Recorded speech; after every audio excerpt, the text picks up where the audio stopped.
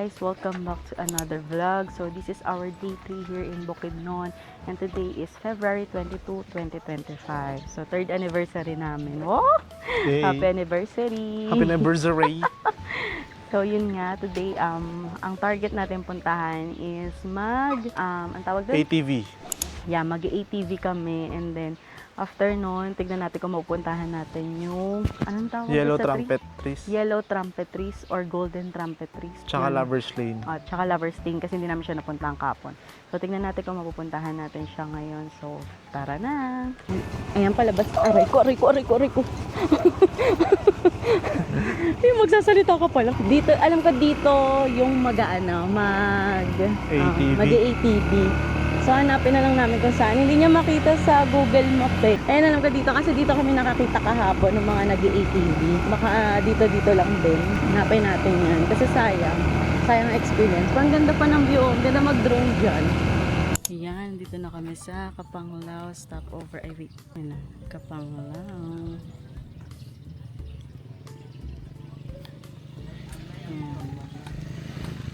Hindi ka pa kami maligaw sa inyong mga ATV.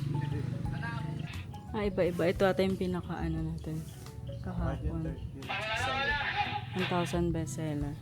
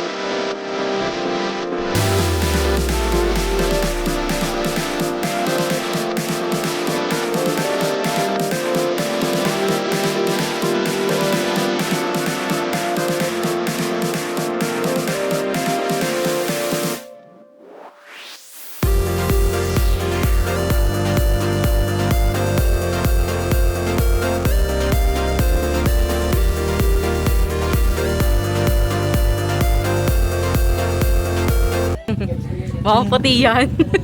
Mabuti pala ako. Sa akin din yung sa paa ko eh. Ba't si Kuya parang nila?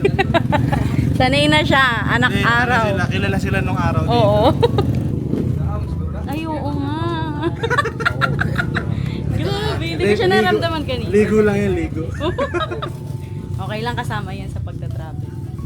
So yun, tapos na kami mag-ATV. Ngayon, papunta naman kami sa Lover's Lane muna ba dad? Tama? Yes, Lover's So, Lane. Lover's Lane muna kami. Time check, 12:40 p.m. Mamaya na kami magla-lunch kasi along the way, una namin mapuntahan yung Lover's Lane, then yung Yellow Trumpet Tree, tapos tsaka dun sa kakainan namin, which is the Cowboy Town. Yan. Grill. Yung recommended na kainan dito, yun din yung nirecommend sa amin ng mga tao doon. So yung experience naman namin is good. Goods na goods naman. Nakuha naman yung drone shots. Yun naman yung importante. And then mababait naman sila. Very accommodating. Pati yung nagano sa amin, nag-assist sa amin. Si Brother Pao. 10 years old lang pala siya. So Yes. nagpa-part-time siya para daw may pangbaon siya sa school, ganyan. Nakakatawa naman yung mga tao dito. Kaya binigyan na din namin siya ng Tip.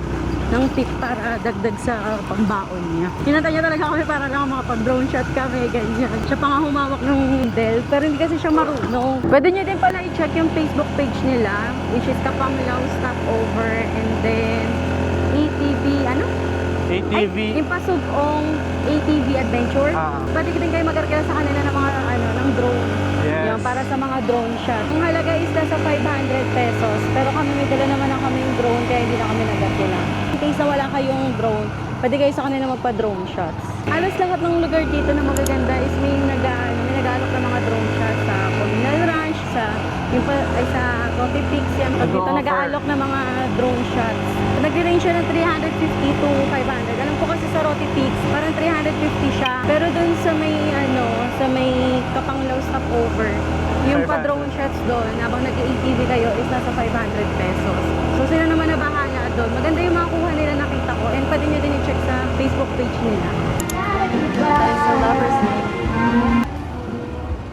Ayan, nandito na tayo sa Lover's Lane. Kala ko ano siya, along the way ng Rocky Peaks, hindi pala. Look at that view. Ito yung very trendy na Mini tulay. Dagtulay. Diyan tayo magpipicture. Pwede ka rin pala mag-picnic dito eh. Oh. Dito ka setup. Yan, magpipicture tayo dyan. Ba't kaya Ano, siya sir, tinawag na Lover's Lane? Dahil pang lovers. Uy, grabe ka naman.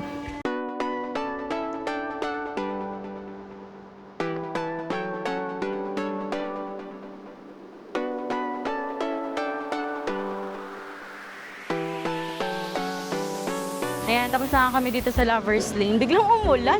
Nagpapalipad kami ng drone, biglang umulan. Pero ayan, biglang din naman na siyang nawala. Ganda dito. Ganda dito ang daan. Libre lang pala yung walang environmental fee na meron na babayaran.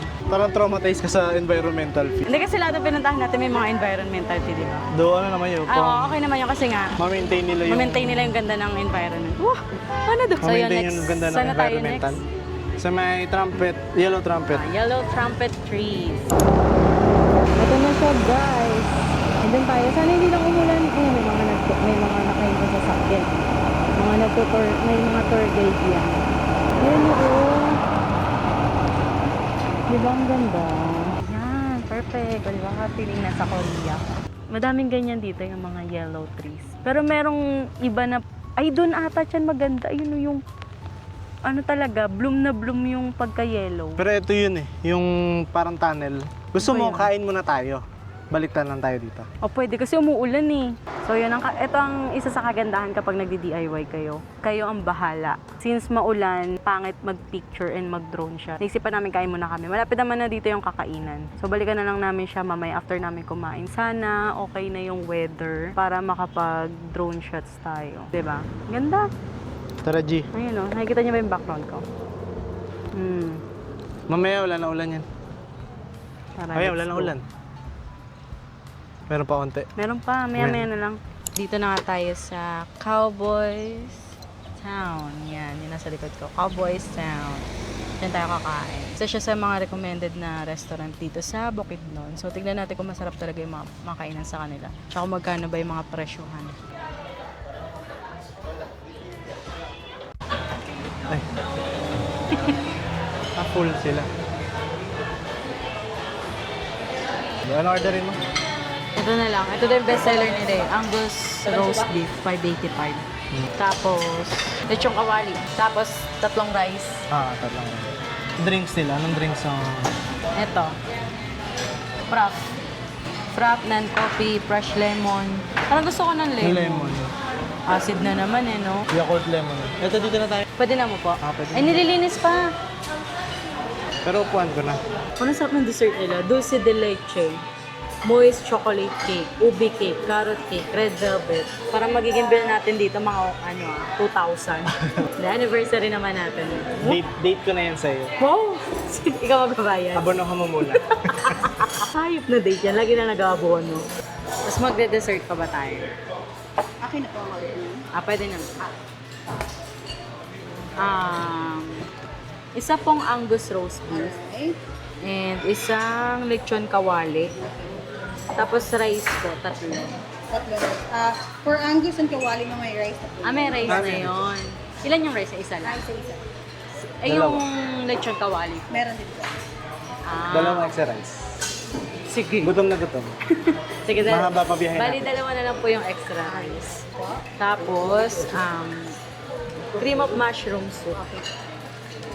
Tapos sa drinks, ano na lang, dalawang Yakult lemonade. Strawberry? Ay, sorry, strawberry pala. Dalawang strawberry. Ah. Tapos for dessert, kahit serve later na lang po yung dessert. Okay po. Ano na lang, dulce de leche cake. Isang slice lang po. Aba, isang slice lang. Repeat ko lang po yung order. Isang Angus roast beef, isang lechon kawali, dalawang extra rice at isang mushroom soup.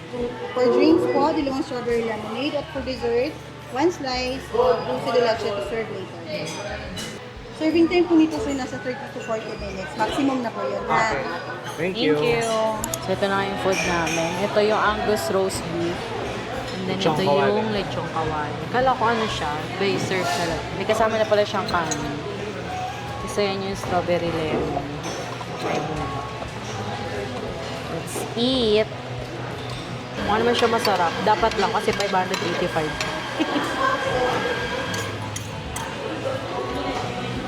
Yun.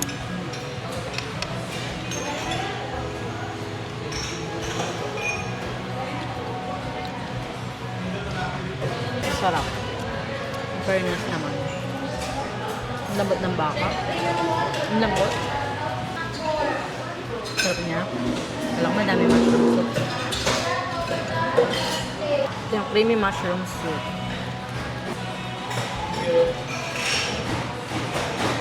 Mainit. Mabayan na. Medyo matabang.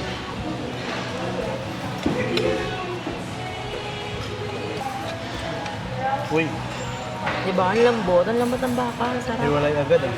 Siya gravy. Malutong.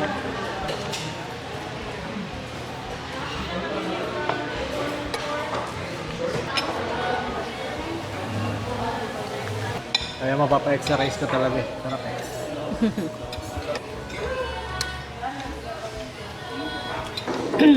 Bitin siya sa isang rice lang. Akala kasi natin, ulam-ulam lang, walang kanin. Order, extra rice sila. Kasi yung mga ano na, nasa counter. Yung iba naka-cowboy hat. Ano lang siya along the highway, Sobrang lapit nila doon sa ano, sa may... tourism center. Tapos malapit din yung tourism center. Malapit din yung Yellow Trumpet sa tourism center. So, ito na yung dessert namin. Dulce de leche. Akin lang ba to? Pili ako, para mas makitipid mo.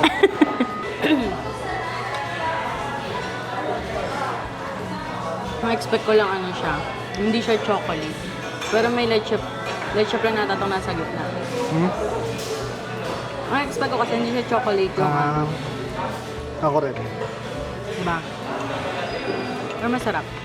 Ayan, tapos na kami kumain. So, back to ano na tayo, first plan. First of all, back to first plan na tayo. Dun sa, lagi ko nakakalimutan, Yellow Trumpet Tree. Yan. Ayan, wala nang araw. Ay, wala nang araw, wala nang ulan, wala nang araw. Di na masyado mainit. Sana lang din na tayo ulanin doon. Yes. Let's go! Yung total bill pala namin is 1,450. Medyo mahal, pero okay na din yun. Goods naman yung food, lalo na yung Angus beef. Kaya pala siya yung bestseller, masarap talaga. Napakalambot ng baka. Siya nasarapan siya sa ano sa Angus beef din. Tsaka yung lechon kawali nila, lechon talaga. Lechon talaga, hindi lechon-lechonan lang. Lechon-lechonan. Sa iba kasi lechon-lechonan lang, Medyo pricey nga lang siya. Pero kung yun naman kasi yung sikat na kainan dito kumbaga parang restaurant ba din sa Manila. Diba? Ano ba yan? Umaambon na naman. Baka ano lang, kanina umaambon pa din talaga pero hindi natin nararamdaman. Kasi nakahinto tayo. Pero pag umaandar ka, tama ng hangin, may kasamang konting tubig. Pero dun tayo sa may dalawang line siya meron. Dito kasi puro dito lang sa kabilang side. Pero sa kabilang side wala. Ayan. Dito tayo sa unahan. Ganda.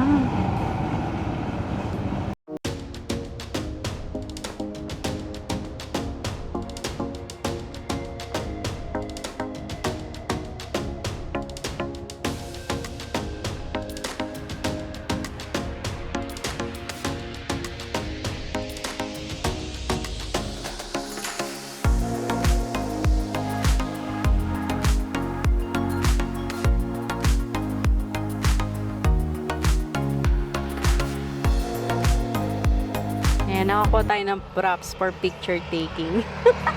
Para lang gumanda yung picture kasi hindi masyado ng bloom na bloom yung mga yellow trumpet tree dito. And super crowded na siya kasi nga, ano na din, nagtatrending na din kasi siya sa TikTok. Pero parang ilan pa lang yung nakikita ko nagpo-post nito eh. So yung dinadaanan na siya, dinadayo na talaga siya ng mga tao. Ganda naman kasi yung... cute to. Pwede na may uwi yata. Pabebe yarn. Pabebe. I-preserve mo. Preserve! Ano, tawag dun? Resin. Resins. Ay, hindi, parang may ginawa si Bia na nilalagay sa mga flower. Ano, tawag dito? Souvenir natin from Bukidnon. Disclaimer lang, hindi ko pala to kinuha kasi di ko naman abot yung taas, no? Napulot ko na to sa sahig. Kaya nakita ko ginagamit tong props binitawan nila. So, kinuha ko na, di ba? Ganda-ganda. Cute niya. Ganda pa rin naman siya. May mga yellow pa rin naman kaso. Yung iba nga lang mag-green na. Mas maganda siguro yung kung full bloom talaga siya na yellow. Baka pag summer talaga. Yes. So yun lang guys, i-end ko na dito yung vlog namin for our day 3 in Bukidnon. Kasi after nito, wala na kaming gagawin.